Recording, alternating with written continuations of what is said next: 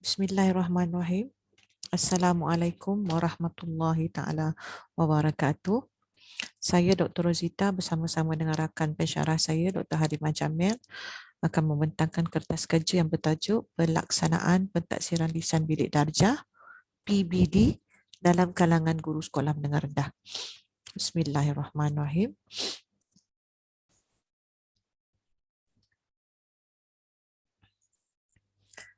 Baik, sebagai pengenalan seperti yang mana yang kita maklum, pada tahun 2012, Malaysia telah melaksanakan satu sistem pentaksiran yang disepadukan dalam proses pengajaran dan pembelajaran di dalam bilik darjah. Apabila kita menambah baik KBSM kepada KSSM, iaitu menggantikan sistem pendidikan sebelumnya yang lebih berorientasi peperiksaan kepada sistem pentaksiran penilaian berterusan yang bersepadu dalam PDPC di dalam bilik darjah. Bagi mata pelajaran Bahasa Melayu pula, mula diperkenal pentaksiran bilik darjah ini pada April 2016 dan telah dilaksanakan secara berperingkat mulai tahun 2017 sehingga sekarang. Justru setelah 5 tahun pelaksanaannya, kajian ini cuba menganalisislah sejauh manakah tata cara pelaksanaan dan perskoran pentaksiran lisan yang disepadukan dalam PDPC bilik darjah tu, adakah ia menepati kehendak KSSM dan DSKP. Melihat sedikit pada pernyataan masalah yang saya masukkan sekali dalam surutan literature ya, daripada pengkaji-pengkaji terdahulu, saya ambil daripada pengkaji-pengkaji yang sebaik saja pelaksanaan itu berlaku. Baik, seperti yang kita maklum, bila berlaku sesuatu transformasi dalam sistem pendidikan, dalam sistem pendidikan, maka banyaklah impak langsung dan impak tidak langsung terhadap pelaksanaannya. Kajian yang dibuat oleh LIM dan rakan-rakan pada tahun 2014 dan 2015 mendapati guru mempunyai kompetensi dan pengetahuan yang agak rendah berikutan kursus PBS yang dihadiri begitu singkat. Ya, ini menyebabkan mereka tidak memahami dengan jelas bagaimanakah pentaksiran itu seharusnya dilaksanakan. Ini pada peringkat 2 tahun pelaksanaan lah ya. Kemudian Hamidah dan Rohaya juga mendapati kursus PBS yang dihadiri oleh guru tidak berfokus. Hanya menunjukkan cara untuk menulis RPH. Mungkin RPH ini bertujuan untuk menunjukkan bahawa satu pentaksiran penilaian lisan berlaku dalam pembelajaran pada hari itu, maka dia kena muncul dalam RPH.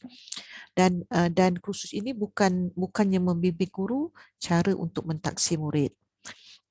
Hamimah dan Muhammad Faiz juga mendapati kecairan maklumat berlaku berikutan jurulatih utama sendiri tidak memahami kandungan kursus yang disampaikan kepada guru. Jadi pada masa itu ya 2014-2015 cara penilaian pentaksiran yang sebenar tidak jelas. Jadi hal ini telah dimaklumkan kepada kepada warga pendidik lah, Enliberman dan rakan-rakan sejak tahun 1982 bahawa apabila berlaku perubahan dalam kurikulum, prosesnya rumit dan sukar kerana ia memerlukan satu jangka waktu yang panjang untuk memantapkan pelaksanaan, di samping memerlukan satu perancangan yang teliti, tempoh masa yang mencukupi, pembiayaan, sokongan dan peluang kepada guru untuk memahami dan memantapkan pengetahuan kerana guru ialah pelaksana kepada kurikulum baru. Baik, objektif kajian ini ada dua. Satu, untuk menganalisis tata cara pelaksanaan pentaksiran. Yang kedua ialah untuk melihat cara pemberian perskoran tahap penguasaan. Ya, dan penganalisisan data tu kita akan kutip daripada temu bual, daripada data pemerhatian dan juga daripada data dokumen, yang mana daripada data temu bual tu kita akan analisis berperingkat lah. Sebelum kita bangunkan jadual tu, kita tengok dulu coding, verifikasi coding, kita kategorikan, kita bina tema dan subtema, kemudian baru kita hubung kait. Begitu juga dengan data pemerhatian. Ya. Baik, kemudian adakah langkah pelaksanaan lisan menepati? Okey, kita akan tengoklah kekerapan tata cara pelaksanaan tu adakah ia selari dengan prosedur yang dicadangkan oleh KPM dalam kalangan 6 peserta kajian ini. Untuk melihat cara pemberian perskoran ni kita bangunkan senarai semak berstruktur untuk melihat jenis-jenis dokumen atau borang-borang pemarkahan yang dibangunkan oleh guru itu. Baik, metodologi kajian. Baik, reka bentuk kajian kualitatif satu kes pelbagai lokasi dan analisis yang kita nak buat secara analisis deskriptif. Okey. Dan ini instrumen dia. Ada 3 instrumen. Kita bangunkan borang protokol temu bual, pemerhatian dan analisis dokumen. Yang mana protokol temu bual separa struktur. Yang 2 lagi ni adalah berstruktur. Kita akan padankan pemerhatian ni daripada dokumen rasmi kementerian ni lah ya, pendaftaran pentaksiran berasaskan sekolah PBS dan juga penaksiran berasaskan sekolah dalam konteks Malaysia kita bertumpu terus kepada kemahiran pentaksiran lisan sahaja. Kesahan dan kebolehpercayaan kita dah jalankan ya, kita dah jalankan kesahan konstruk, kesahan dalaman dan juga kebolehpercayaan. Peserta kajian kita terdiri daripada 6 orang guru sekolah menengah rendah, 2 orang mewakili sekolah masing-masing di Negeri Sembilan, 2 dari sekolah menengah kebangsaan, 2 dari sekolah menengah agama bantuan kerajaan dan 2 orang guru daripada sekolah berprestasi tinggi. Kita pilih secara persimpanan purposif. Data kajian, okey, data kajian kita dapatlah daripada instrumen itu, kita dapatlah daripada protokol temu bual, kita dapatlah data temu bual, daripada protokol pemerhatian kita dapatlah data pemerhatian dan juga daripada protokol analisis dokumen kita dapatlah data analisis dokumen. Baik, penganalisisan data dibuat secara manual, rasanya lebih terperinci walaupun ada juga dibantu dengan Atlas versi 8 tapi secara manual didapati lebih rinci lah kita dapat tengok sebab peserta pun tak ramai, cuma 6 orang. Dan ini dapatan kajian. Untuk objektif 1A, jadual interpretasi data temu bual pelaksanaan pentaksiran lisan. Baik, ini adalah tema-tema yang dapat kita keluarkan yang kita jumpa daripada dalam temu bual oleh 6 orang peserta kajian, iaitu setiap daripada mereka bila kita tanya tentang pelaksanaan ada menjawab tentang merancang, melaksana, merekod, mengambil tindakan susulan dan melapor tahap penguasaan murid. Ada 5 langkah dekat sini.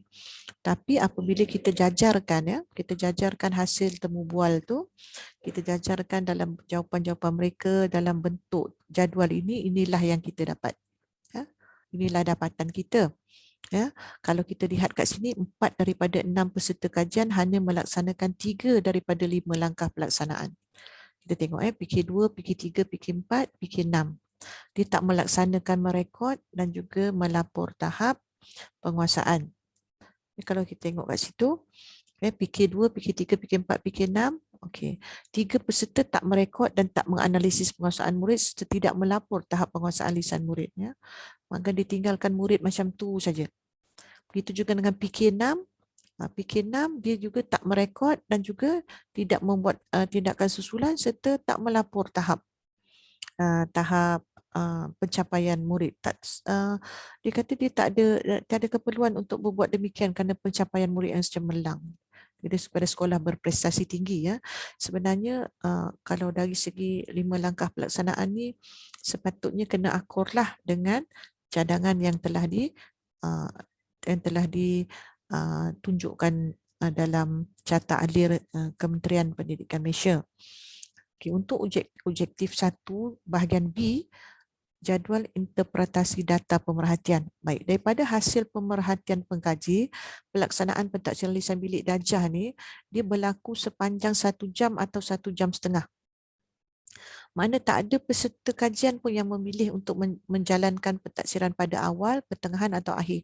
Cuba tengok item 18, 19, 20 dan 21. Makna peserta kajian tidak ada seorang pun yang melaksanakan pentaksiran pada awal, pentaksiran pada pertengahan dan pentaksiran pada akhir secara maknanya secara pentaksiran dilakukan pada awal unit pembelajaran saja. Lepas tu mengajar macam biasa. Tak. Kalau daripada pemerhatian yang dilihat, dari awal, pertengahan, akhir semua dilaksanakan. Memang dikhususkan PDP pada hari itu bertujuan untuk pentaksiran lisan bilik darjah. PK1, PK3 dan PK6 melaksanakan pentaksiran bilik darjah secara konsisten. Kita tengok yang ditinggalkan tu tidak formal. Semua guru melaksanakan secara formal. Ya. Item 9 ni tak berlaku. Ya. Dan juga item 15, summative saja tak berlaku. Saya sebenarnya formatif sahaja. Ya. Semua guru menggunakan item 16. Item 15 orang pun tak guna dan juga item 9. Yang lain-lain tu memeriksa skrip jawapan bertulis tu PK2 dan PK4 tak melaksanakan. Ini dapatan kita lah kalau kita tengok daripada jajaran tu. Okey, daripada pemerhatian inilah yang kita dapat perhatikan. Kemudian untuk menjawab objektif kedua, jadual interpretasi data dokumen, cara pemberian skor pentaksiran. Baik, kalau kita lihat PK2, PK3, PK4 dia tidak mengikut garis panduan PPPBD ni, pentaksiran bidik darjah. Penskoran murid dalam aktiviti lisan berkumpulan diberi secara purata. Sebenarnya tak boleh beri secara purata, dia kena bagi secara individu. Dia bukan seragam. Tidak adil dan tidak telus sekiranya diberi secara purata. Sekiranya calon atau pelajar itu layak mendapat 9/10, maka individu dia 9/10, tapi ada ahli dalam kumpulan yang dapat 2/10, sepatutnya diberi 2/10 supaya tindakan susulan boleh diberi kepada pelajar lemah untuk mereka meningkatkan tahap penguasaan mereka. Sepatutnya begitu. Tapi dari segi perkara-perkara yang lain, kalau kita tengok dalam tema yang kita jumpa ni, apabila kita melihat kepada borang tu ya, analisis dokumen dan juga RPH, kita keluarkan apa yang guru dibuat, semua berlaku dengan jayanya. Alhamdulillah. Jadi kita dalam perbincangan kita boleh katakanlah bahawa komunikasi lisan di dalam bilik darjah ini bertujuan untuk mendapatkan input daripada guru, mungkin guru kepada murid, murid dengan murid, murid dengan guru, murid dengan bahan pembelajaran juga. Jadi guru perlu menyediakan bahan rangsangan lisan yang berkualiti supaya murid dapat menunjukkan potensi sebenar mereka dalam kemahiran lisan. Baik, bahan rangsangan yang berkualiti ni pun kalau nak bincang ada satu topik yang sangat menarik ya. Adakah bahan rangsangan yang guru sediakan itu benar-benar menguji, mengukur apa-apa yang nak diukur dalam kemahiran lisan murid. Okey, guru juga mesti menguasai dan memahami bahawa proses interaksi lisan adalah asas dalam kemahiran lisan. Jadi guru perlu banyak beri peluang murid bertutur antara satu sama lain dan memberi respon terhadap apa-apa yang didengar secara bergilir. Mana biar murid yang bercakap lebih banyak daripada guru. Satu lagi, dalam perbincangan, penskoran pentaksiran lisan satu proses yang sukar jika dibandingkan dengan kemahiran menulis. Ini benar ya, sebab pentaksiran lisan ni dia adalah percakapan yang kita tak boleh ulang dengar kecuali kita merakam. Kalau jumlah murid kita ramai dalam bilik darjah, kita takkan merakam sampai 40 murid lah. Jadi kita kena berikan tumpuan yang penuh dan sepenuh tumpuan dan perhatian untuk menilai percakapan atau lisan murid itu. Dia agak sukar sebab kita tak boleh mengulang semula. Dan guru juga oleh sebab inilah ya, guru memerlukan latihan tambahan secara berterusan supaya mereka dapat menerajui sistem pentaksiran secara berkesan seperti mana yang digariskan dalam di SKP dan pelan pentaksiran bidik darjah ni. Kemudian guru juga perlu diberi bimbingan, latihan dan dipantau oleh pihak berkepentingan dan bertanggungjawab supaya penskoran dapat diukur dengan tepat dan boleh dipercayai. Kadang-kadang perkara ini merisaukan ibu bapa. Ya, adakah guru pakar, adakah guru ni option, adakah guru ni tahu cara pemberian markah, adakah guru ni faham, adakah guru ni adil, adakah bahan yang diberikan tu sepadan dengan kebutuhan murid, macam-macam ya kalau kita nak bincang. Baik, cadangan semua pihak lah seperti biasa diharap dapat mengembling tenaga dan tindakan secara agresif perlu dibuat ya supaya keadilan penskoran pada murid ini tidak terabai dan diatasi dengan segera bagi guru-guru ini faham bahawa guru yang tidak serius terhadap pelaksanaan pentaksiran beranggapan dia dilaksanakan sekadar untuk memenuhi kehendak kurikulum. Patut guru-guru ni disedarkan ya, sebab guru ni patut diberi kesedaran supaya sistem pentaksiran tidak dipandang ringan. Bukan guru sajalah, murid juga. Murid juga perlu mengambil berat tentang pentaksiran. Walaupun pentaksiran ini dilaksanakan hanya di dalam bilik darjah. Baik, untuk merumpus kajian ini, didapati semua peserta kajian berjaya melaksanakan pentaksiran berbandukan di SKP, namun tata cara pemberian skor lisan perlu diberi penegasan dan pemantauan. Secara keseluruhannya, guru berjaya mengintegrasi isi pelajaran dengan kemahiran lisan, serta guru berjaya berperanan sebagai pentaksir mengikut garis panduan KPM. Jadi cadangan untuk kajian masa depan berkaitan ketekalan perskoran boleh dibuatlah. Kita nak tengok ketekalan perskoran tu, kesesuaian rubriknya, pelaporan dan pemantauan kualiti pentaksiran tu perlu dilihatlah adakah ia selari dengan apa yang berlaku pada setiap aspek pentaksiran dan juga apa seperti mana yang dihasratkan oleh sistem pendidikan negara kita Malaysia. Ini semua untuk menjadikan pentaksiran kita lebih tinggi accountability-nya, insya-Allah. Kemudian ini adalah beberapa rujukan yang saya rujuk sepanjang saya membuat kajian ini. Sekian, wabillahi taufik wal hidayah. Wassalamualaikum warahmatullahi wabarakatuh.